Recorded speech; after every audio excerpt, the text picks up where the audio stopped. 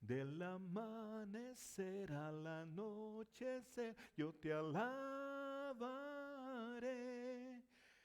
Grande es tu fidelidad a mí. ¿Usted cree que está en esta tarde debido a la fidelidad de Dios? ¿Cuánto le debe usted a Dios? ¿Cuánto cree usted que Dios ha hecho por usted?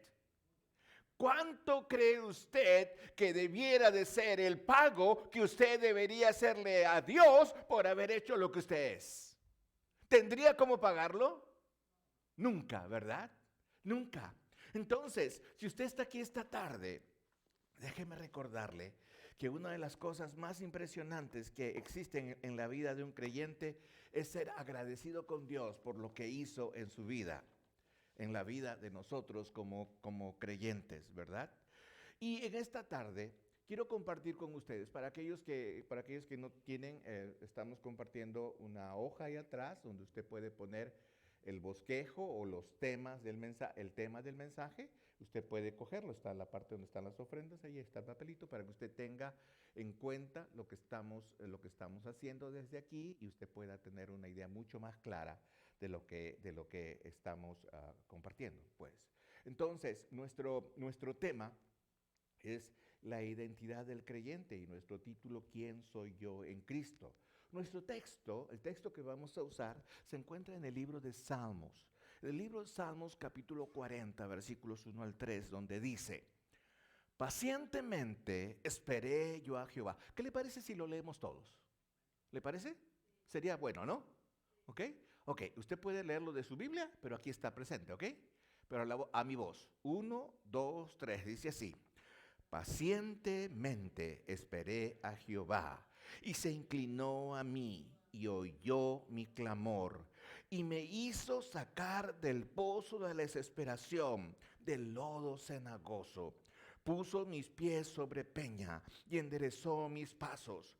Puso luego en mi boca cántico nuevo, alabanza a nuestro Dios. Verán esto muchos y temerán y confiarán en Jehová. Ore conmigo, Padre.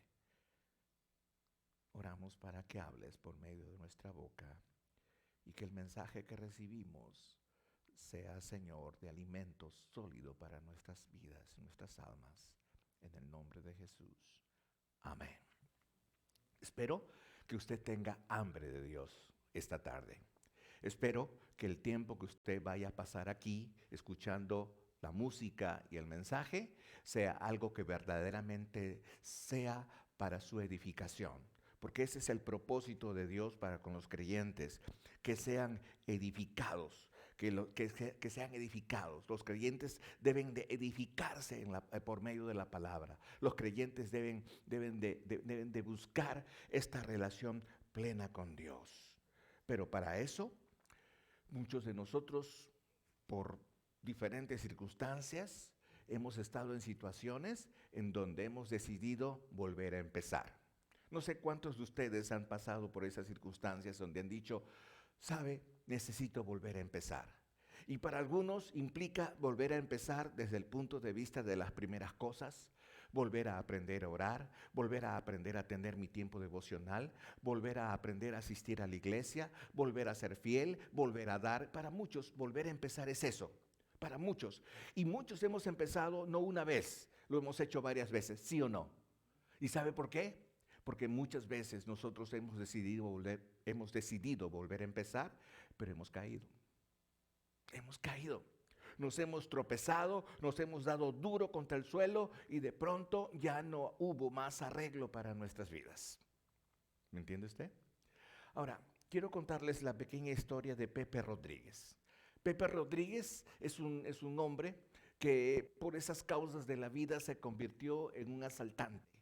Nunca fue asesino, fue asaltante, nada más. Pero el bandido Pepe Rodríguez se pasaba para este lado de la frontera y asaltaba bancos, asaltaba personas, asaltaba todo. Y todo lo que podía se lo llevaba para el otro lado de la frontera, por el cruce de Nogales, por allí. Entonces, hartos los alguaciles de este lado de los Estados Unidos habían decidido atrapar a Pepe Rodríguez de todas maneras. Y Pepe Rodríguez ya tenía una identificación. A Pepe Rodríguez se le reconocía como el hombre que estaba listo para capturar vivo o muerto, era el pago. Pero lo cierto es que los alguaciles de los Estados Unidos no se podían atrever a pasar hasta el otro lado. Hasta que un día Pepe Rodríguez hizo una de sus más grandes fechorías. Robó un banco con varios cientos de miles de dólares. Y Pepe Rodríguez se fue al otro lado y los alguaciles lo siguieron y entraron al otro lado. Y cuando lo tenían rodeado, ahí estaba Pepe, estaba escondido y lo tenían rodeado. Los alguaciles comenzaron a gritarle en inglés que no se esconda, que es necesario que él salga, que le iban a perdonar la vida siempre y cuando diga en dónde están los cientos de miles de dólares que Pepe Rodríguez había robado. Pepe Rodríguez no sabía hablar inglés. Pepe Rodríguez solamente sabía hablar español.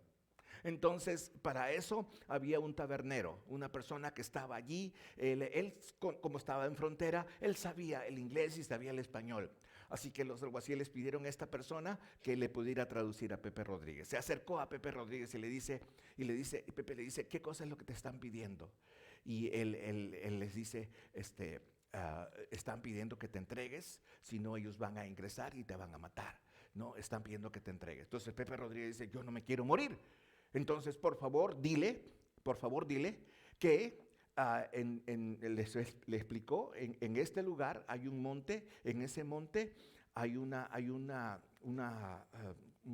estatua, en esa estatua hay piedras. Tienen que sacar 9 piedras y una vez que sacan las 9 piedras van a encontrar una bolsa y ahí están los cientos de miles de dólares que he robado. Pero yo quisiera que ellos no me maten. Entonces el tabernero, el hombre que estaba para el turismo, le dice Pepe Rodríguez que él nunca se va a entregar. Dice Pepe Rodríguez que ustedes no pueden tomarle en este prisionero en este país. Y dice Pepe Rodríguez que él se va a hacer millonario con ese dinero. Pregunta, ¿el tabernero o el traductor hizo lo correcto? No. ¿Qué estaba haciendo? Se aprovechó, ¿no? Se aprovechó del otro, ¿verdad? Se aprovechó que Pepe Rodríguez no sabía el inglés y se aprovechó porque él quería, ¿qué cosa? Quería el dinero. Ahora, hay alguien que se va a aprovechar de nuestra identidad.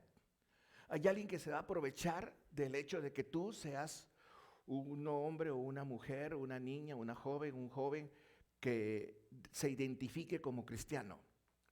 Ese alguien va a tratar de falsificar tu lenguaje. Ese alguien va a tratar de falsificar lo que eres en la vida de Dios, porque para Dios eres la niña de sus ojos, pues si no lo sabías. Entonces, eso es exactamente lo que va a pasar cuando nosotros no podemos identificar nuestro lenguaje, nuestra manera de hablar y de proceder con lo que nosotros somos en esencia. Cuando nosotros somos criaturas de Dios, cuando nosotros somos hijos de Dios, nosotros vivimos en relación a Dios y tenemos un comportamiento de acuerdo a lo que Dios ha hecho en nuestra vida. ¿Está de acuerdo conmigo? ¿Pero es fácil? Nunca es fácil. Ahora, esto pasó en la vida de uno que era creyente también. Este fue un muchacho que pastoreaba ovejas. Nunca pensó que iba a ser el hombre más grande de todos los tiempos en el Antiguo Testamento. Y Dios le llama porque había nacido en Belén de Judá. Ustedes pensarán que estoy hablando de Jesús. No, Señor, estoy hablando de David, que también nació en Belén de Judá como el propio Señor Jesús. Y por eso se dice que Jesús es descendencia de la casa de David de Judá. ¿Me entiendes la relación? Pero este hombre, después de ser llamado por Dios y después de ser colocado en una situación incómoda, y digo incómoda porque la gente de ese momento estaba queriendo un rey y eligieron a Saúl y Dios había escogido a David. Entonces la gente tuvo lo que quiso y Saúl no fue el mejor rey de Israel. Por lo tanto, David, cuando asumió el trono, tuvo compasión de Saúl, muchas veces lo pudo matar. Pero pues este era David. Dice la Biblia que era un hombre conforme al corazón de Dios. Pero sí, es cierto que usted seguramente está pensando en su mente porque escuchó mucho de David. A lo largo de la vida de creyentes nosotros escuchamos el nombre de David cientos de veces, porque la Biblia lo proclama. La Biblia dice que Jesús inclusive descenderá de la casa de David. Entonces, para Dios, David era sumamente importante. Pero David era, como alguien me dijo hace un momento, era un hombre ordinario. Y cuando digo que era un hombre ordinario, estoy tratando de decir que a pesar del llamado de Dios, David era una persona que hizo y cometió cosas que no debió cometer, aún siendo creyente en Dios. Aún siendo creyente en Dios. Entonces vemos a David como el rey escogido por Dios, vemos a un hombre valiente, vemos a un hombre frente a los ejércitos, vemos a un hombre conquistador, pero de pronto vemos a un mal padre. De pronto vemos a un padre consentidor. De pronto vemos a un padre, a un hombre, un soldado, un rey que miente. Vemos a un soldado que utiliza la ironía. Vemos a un hombre que se aprovecha de su posición y peca, ¿no? Manda a llamar a la esposa de uno de sus generales, ¿no? Y tiene que ver con ella de tal manera que tiene hijos. Tiene un hijo con una persona que Dios no había deparado para él. Entonces David pecó. Y el libro de los Salmos, la mayor parte de los Salmos están escritos, algunos están escritos por Salomón, otros están escritos por músicos importantes y necesarios aquí, pero muchos de los Salmos están escritos por David. Y es en este contexto de la vida de un creyente que pecó, el cual está escrito el Salmo 40, por el que nosotros acabamos de leer. ¿Me entiende usted? Y es lo que David hacía. David relataba su autobiografía en los salmos que escribía. David tenía esa conexión por medio del lenguaje de decir lo que le estaba pasando en su vida. Entonces David llega a escribir el Salmo 40 después de que mires lo que dice Segunda de Samuel, capítulo 12, versículo 13, donde dice así. Si usted tiene su Biblia, por favor, lea Segunda de Samuel, capítulo 12, versículo 13, que dice: entonces David dijo a Natán, ¿no? Entonces David dijo a Natán: he pecado contra, ¿quién? Contra el Señor. Y Natán dijo a David: el Señor ha quitado tu pecado, no morirás. ¿Recuerdan lo que dice Romanos 3:23? La paga del pecado, ¿qué cosa es? Es la muerte. Y Natán le dice, Natán es un profeta de Dios, y Natán le dice a David: el Señor ha revocado tu pecado, no morirás, ha quitado tu pecado. Ahora, pero ¿cuál era ese pecado por el cual David había llegado a este proceso de sentirse tan deprimido, tan abrumado hasta la muerte? Y encontramos que ese pecado era justamente como se puede decir, el cúmulo de todos los pecados que David había cometido. Tal vez si queremos decir humanamente, podría haber significado el peor. Tanto así que el fruto de esa relación de David con Betsabé, el fruto de esa relación fue un hijo muerto. O sea, Dios quitó el pecado de David, pero cuidado, no quitó el castigo. ¿Entienden lo que quiero decir? ¿Qué quiere decir? Que todo pecado tiene un castigo. Todo pecado tiene un castigo. Entonces, lo que estamos viendo aquí en el Salmo 40 es la narración del testimonio de David de lo que está sucediendo con él a causa de el castigo de Dios, que aunque David no fue muerto, David sufrió las consecuencias de ese pecado.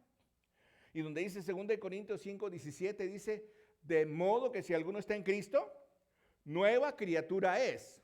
Las cosas viejas pasaron, he aquí todas son hechas nuevas. Ahora, ¿eso es una verdad para usted? Yo creo que sí. ¿Es una verdad para mí? Yo creo que sí. ¿Y qué pasa con el pecado? ¿Qué pasa con el pecado? ¿Que Dios pasa por alto el pecado? No. El pecado tiene consecuencias, el pecado tiene castigo. Muchos de nosotros no deberíamos estar en este momento aquí. Muchos de nosotros sí deberíamos estar muertos. a causa de nuestro pecado. Pero Dios nos tiene con vida. La vida, ¿usted se ha dado cuenta usted que la vida es un regalo? ¿Se ha dado cuenta usted que cuando amanece usted puede respirar y puede decir gracias Dios porque puedo respirar? ¿Se ha dado cuenta que usted en ese día puede ser de bendición para otra persona? ¿Se ha dado cuenta que Dios ha preparado todo su corazón y todo su entendimiento para que usted sea de bendición a los demás? ¿Se ha dado cuenta que la vida es un regalo? Pero la vida no es un regalo solo para usted. La vida es un regalo para aquellos que están alrededor de usted, porque Dios quiere que usted sea una bendición. Entonces, ahora vamos a encontrar una historia narrada por el propio David. Ahora, mi pregunta es, ¿cómo sería si tú tuvieras que narrar la historia de tu identidad en Cristo? ¿Cómo sería? ¿Cómo sería esto? ¿No? ¿Sería formada por una retórica gramatical que de alguna manera tratarías de encajar con aquello que llamas testimonio? Vamos a ver qué nos presenta David en este salmo. Y son 4 puntos sencillos, pero importantísimos. Primero que nada, el punto número 1 dice así: me hizo sacar del pozo de la desesperación. Interesante. David está narrando su historia en el Salmo 40 y dice, me hizo sacar del pozo de la desesperación. Claro, Natán le había dicho, tu pecado ha sido revocado, no vas a morir. En un sentido, David estaba aliviado, no voy a morir a causa de mi pecado. Pero David, que era el rey, él conocía cuál era el estilo de las prisiones. Y David había estado en prisión algunas veces estuvo escondido.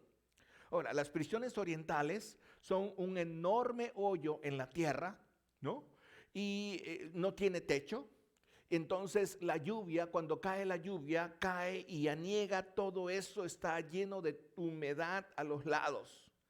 Entonces, y allí en ese barro, en ese frío, son arrojados las personas que son presos.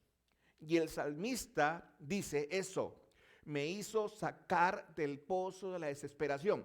Ojo, David está hablando de manera literal. Él estuvo en un pozo de la desesperación. Él había llegado a esa situación porque estaba siendo perseguido, aún fue perseguido por su propio hijo llamado Absalón. Ahora, ¿cómo entendemos mejor esto? Bueno, el Salmo 40 tiene otros salmos alrededor de él que nosotros le llamamos el contexto. Y por el contexto nosotros podemos aprender un poco más de esta historia. Por ejemplo, el Salmo 38, versículo 15 dice así, porque en ti, oh Jehová, he esperado. Tú responderás, Jehová, Dios mío. Salmo 39, 7. Y ahora, Señor, ¿qué esperaré? Mi esperanza está en ti. Mi esperanza está en ti. Ahora, mientras David estaba en esta situación, el testimonio que él nos cuenta es que él estaba orando. Él se mantenía en oración. Cuando dice, me hizo sacar del pozo de la desesperanza, él todavía se mantenía en oración, se mantenía orando porque él tenía esa esperanza. Por eso dice, ¿qué esperaré? Mi esperanza está en ti. Ahora, como dije, el Salmo 38, versículo 3 dice, nada hay sano en mi carne a causa de tu ira, ni hay paz en mis huesos a causa de mi pecado. Él vivía una crisis por el pecado que había cometido. Él vivía una crisis por el pecado que había cometido. Ahora, si bien es cierto, le había sido revocado el pecado y él tenía vida, no iba a morir, él estaba siendo castigado. Y el peor castigo que podía tener David era la crisis que vivía a causa del pecado cometido. Por eso dice, nada hay sano en mi carne a causa de tu ira. ¿No es así como nos sentimos cuando pecamos? ¿No es así así nos sentimos cuando nosotros pecamos? ¿Sí o no? Es así. Salmo 39, versículo 8 dice, líbrame de todas mis transgresiones. no me pongas por escarnio del insensato. Qué interesante. Dentro de ese pozo no faltaban personas que le iban a gritar, y tú eres el escogido de Yahvé, y tú eres el que se quiere decir rey de Israel. Ahora, ¿no es así como sucede en nuestras vidas? ¿No es así que cuando pecamos no falta alguien que venga y te apunte con el dedo y te diga, ¡ja, ja, ja! ¿Ya ves? ¿No es así? Es así, es exactamente. Porque no faltan aquellos que hacen escarnio. ¿Me entiende usted? Siempre van a aparecer aquellos que se autodictan como jueces. Aquellos que buscan ser justicia de Dios, sin ser justicia de Dios, por supuesto, son agentes de Satanás, ¿no? Pero eso es lo que dice: líbrame de todas mis transgresiones, no me pongas por escarnio del insensato. ¿Me comprende usted? Hermanos, antes de acusar, tienes que entender y tienes que ver cuál es tu responsabilidad en esta situación. Ahora, otra vez, el Salmo 38, versículo 16, David sabía que una persona en pecado era el centro de la malicia pública. La malicia pública quiere decir el rumor, el chisme, lo que piensa la gente. Porque todos, cuando alguien peca, todos tienen una fotografía distinta del pecado. ¿Me entiende usted? Todos tienen una idea de lo que es el pecado, ¿no? La envenenó, no la envenenó, le acuchilló, no le acuchilló, se ahorcó, no se ahorcó. Todos tenemos una fotografía distinta y David sabía eso. Salmo 38, versículo 16 dije, no se alegren de mí cuando mi pie resbale, no se engrandezcan sobre mí. David, esa era su oración de David.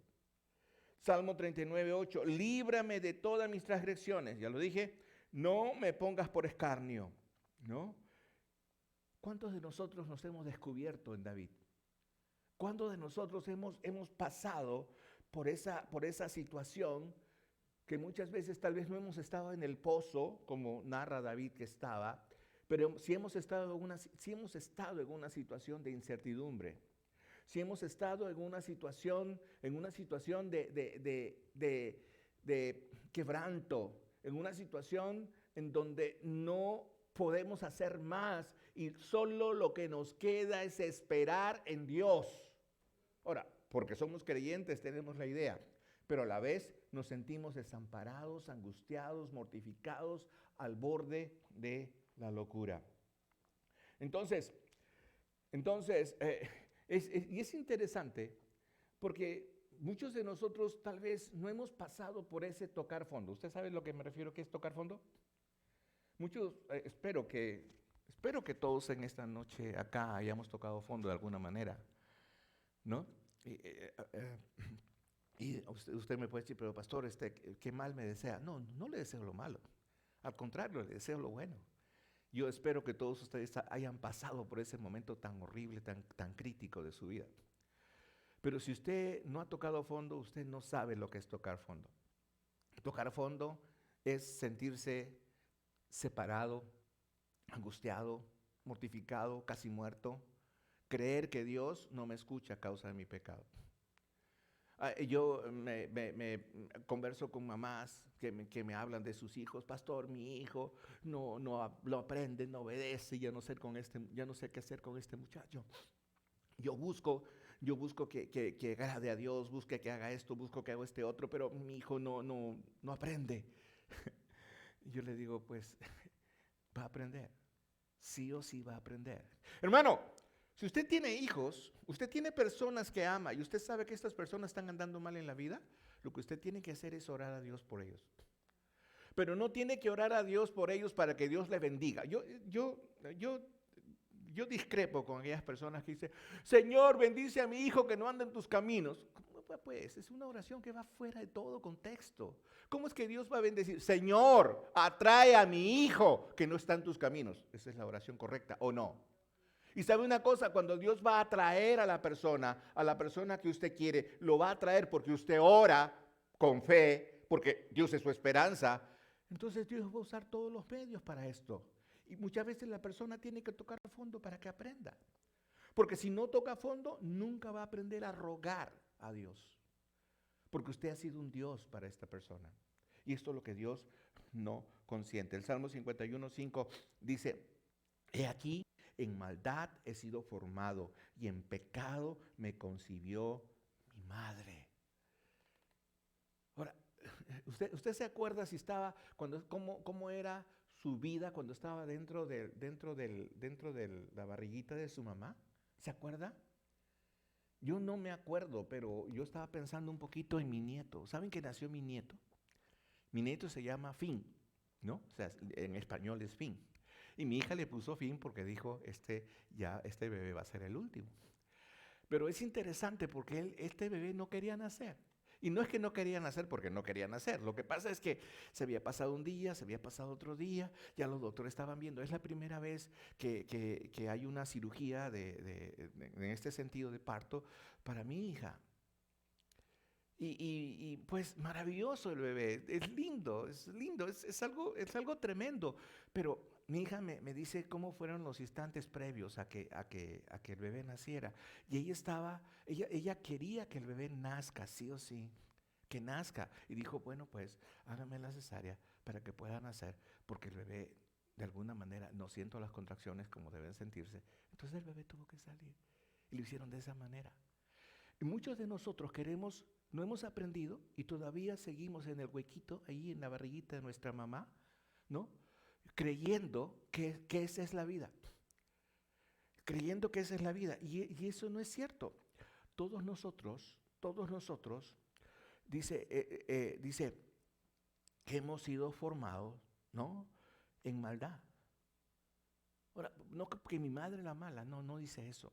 Está diciendo que nosotros venimos con el pecado por nuestra naturaleza. ¿Me entiende usted? Pero mucha gente no quiere entender que su manera de reaccionar, la manera como tiene que enfrentar al pecado es justamente por causa de eso. Porque no se concibe pecado. Por eso muchos de nosotros comenzamos en ese pozo de la desesperación y muchos de nosotros todavía seguimos ahí, en ese pozo de la desesperación. Por eso que tu vida cristiana no tiene sentido. Por eso que la identificación que tienes con Cristo no es la que debieras, porque todavía tienes una deuda con Dios. El siguiente punto dice, puso mis pies sobre peña, ¿no? Ahora, puso mis pies sobre peña, dice el Salmo 40. Ok, si tus pies están sobre peña o no, tú lo vas a saber de una manera. ¿Por qué? Porque cuando uno tiene una base, un fundamento en donde pararse, en donde apoyarse, uno camina con firmeza. Natán le dice a David en 2 Samuel 12:13, dice, Dios te ha quitado el pecado. Y Dios estaba poniendo la firmeza y la solidez del carácter de David sobre una peña, sobre algo fuerte, ¿me comprende usted? Y eso para nosotros, ¿cómo lo podemos traducir? Eso se traduce en la experiencia de la salvación. Hermanos, si usted ha conocido al Señor Jesucristo como su Salvador, déjeme decirle que Dios ha perdonado su pecado. ¿Me entiende? Y Dios ha puesto para usted la peña y la roca que necesita. ¿Me entiende usted? ¿Y por qué? Porque otra vez, la roca y la peña y todo lo que concibe como fundamento se encuentra dentro de la palabra de Dios. Y Dios quiere que nosotros aprendamos a regocijarnos en la salvación. Uno de los problemas por los cuales muchos de nosotros no nos regocijamos en la salvación es porque no la entendemos. Ahora, es cierto que para muchos es difícil entender la salvación desde afuera. Para muchos que se les habla y se les predica y están jugando con las hojas de la palabra, dicen, sí, está bien, sí lo creo, pero la verdad no lo cree. Porque cuando uno lo cree, dice la palabra, en su interior correrán ríos de agua viva.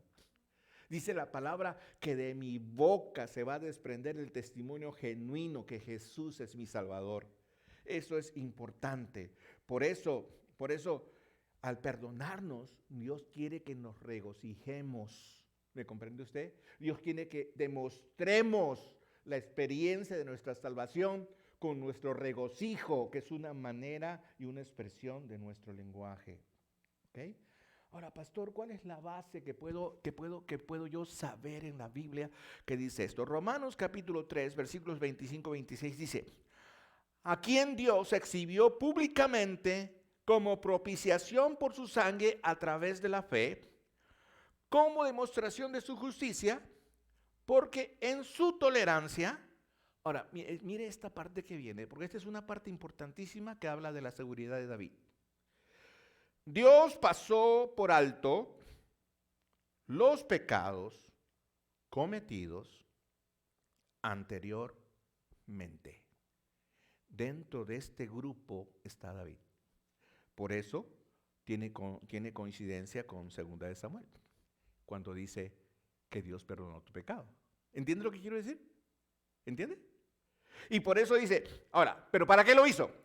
Para demostrar en este tiempo su justicia, a fin de que Él sea justo y sea el que justifica al que tiene fe en Jesús. Es interesante. David confió en Dios a futuro. David sabía que iba a venir un redentor, pero usted sabe del redentor. Usted sabe que el redentor existió, que murió, fue crucificado, y por eso dice la Biblia que Dios exhibió públicamente como la propiciación por su sangre a través de la fe. Cuando yo tengo esa fe en Jesucristo, que Él hizo lo que tuvo que hacer por amor a mí, entonces en ese momento yo soy justificado, no porque lo merezca, sino porque el justo pagó por mi pecado. ¿Me entiende usted? Y otra vez, por eso Dios perdona el pecado de toda persona que se arrepiente. Donde dice Romanos 3, 23, 24, por cuanto todos pecaron, ¿no? Y no alcanzan la gloria de Dios, todos son justificados gratuitamente por su gracia, por medio de la redención que es en Cristo Jesús. ¿Qué es la redención? Es el acto de la crucifixión de Jesús muriendo por la persona que cree en Él, cree en lo que Él hizo. ¿Ok?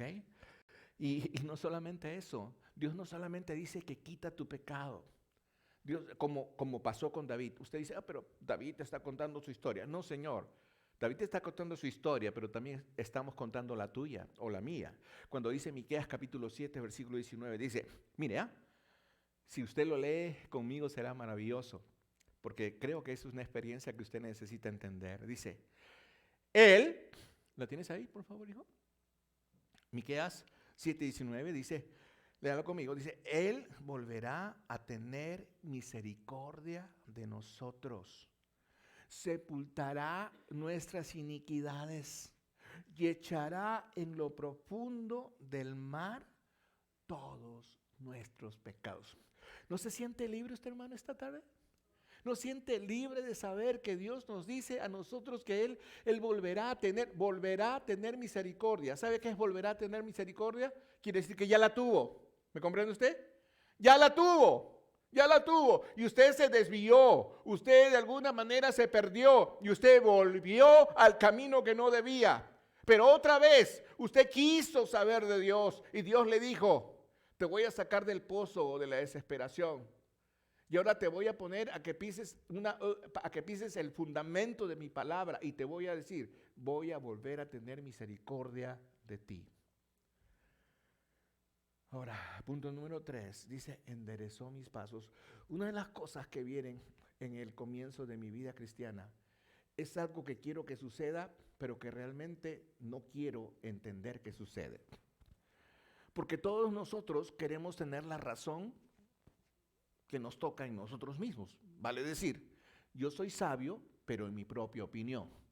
Porque posiblemente mi sabiduría o mi conocimiento no sea apropiada para usted. Entonces cada uno de nosotros tiene una manera de pensar, tiene una manera de tener criterios. Pero aquí dice, enderezó mis pasos. Ahora, al conocer David que era un pecador perdonado, él ya no quiere volver a hacer lo mismo. Esta es una evidencia del arrepentimiento. Hermano, cuando Dios te ha perdonado, Dios te puede perdonar 1, 2, 3, 4, 5 veces, pero no por eso vas a volver a cometer el mismo error. ¿Me entiende usted? Porque si tú vuelves a cometer el mismo error, quiere decir que no has entendido ni siquiera quién es Dios. ¿Me entiendes tú? Estás fuera de la proyección de Dios. ¿Me entiendes? Por eso muchas personas no quieren tener esta relación con Dios firme porque saben que vuelven a caer en lo mismo. ¿Me comprendes tú? Ahora, ese no es el caso de David. A David no se le encuentra haciendo lo mismo que hizo en lo que les narré. Entonces, Hebreos capítulo 3, versículo 15 dice, por lo cual dice, si ustedes oyen su voz, no endurezcan sus corazones como en la provocación. Hermano, si Dios le ha perdonado, si Dios le ha dado a usted la salvación y Dios ha puesto el fundamento de su palabra en su vida, para que usted camine con el Señor, no lo provoques. No vuelvas a hacer lo mismo que hiciste antes. Con la idea de que de repente Dios tendrá misericordia, eso no te va a dar resultado. Eso no va a funcionar. Así no es. Hebreos capítulo 12, versículo 5. Además, han olvidado la exhortación de que como hijos se les dirige, hijo mío, no tengas en poco la disciplina del Señor, ni te desanimes al ser reprendido por Él. Es interesante. Una de las muestras del amor de Dios es la disciplina. Una de las muestras del amor de Dios, una de las muestras del amor de tu papá o de tu mamá es que te aman tanto que no van a dejar que seas una persona que no se comporta bien. ¿Me comprende usted? Si tu papá o tu mamá te dejó que seas una persona como la que tú crees que eres, de alguna manera tengo que decirte que ellos te amaron a su manera, pero no te amaron como debieron de amarte. Y ese es el asunto con Dios. Cuando dice endereza mis pasos, es porque Dios va a procurar la disciplina. Va a procurar la disciplina.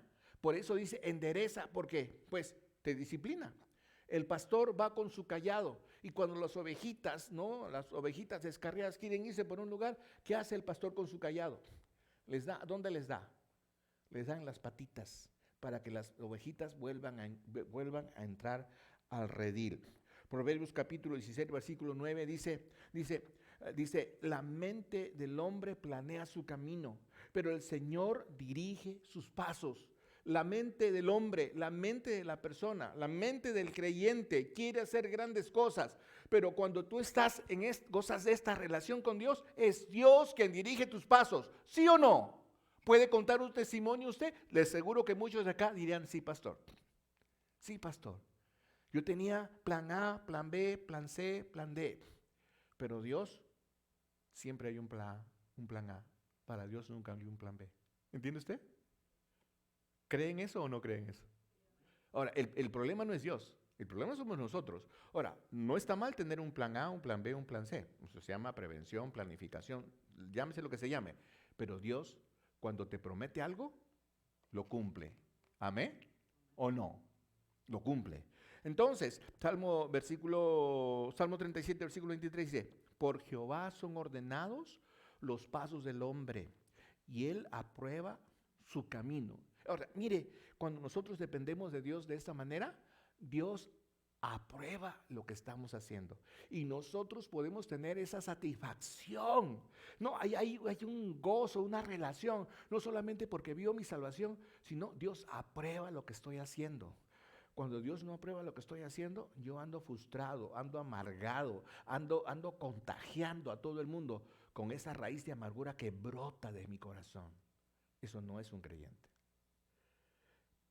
El punto número 4, el último, dice, pues puso en mi boca cántico nuevo. Lo que quiere decir es que Dios va a provocar un testimonio dentro de mí acerca de Él. Yo no sé que a usted cómo lo ve, pero yo, por ejemplo, a mí me encanta la música. Yo encuentro una música que me gusta, la melodía, el tono, la letra. Muchas veces más es la melodía y el tono. Y de pronto la memorizo en mi mente. Y a veces me he dado cuenta que es tan fuerte y tan poderosa. La música tiene tremendo poder, ¿eh?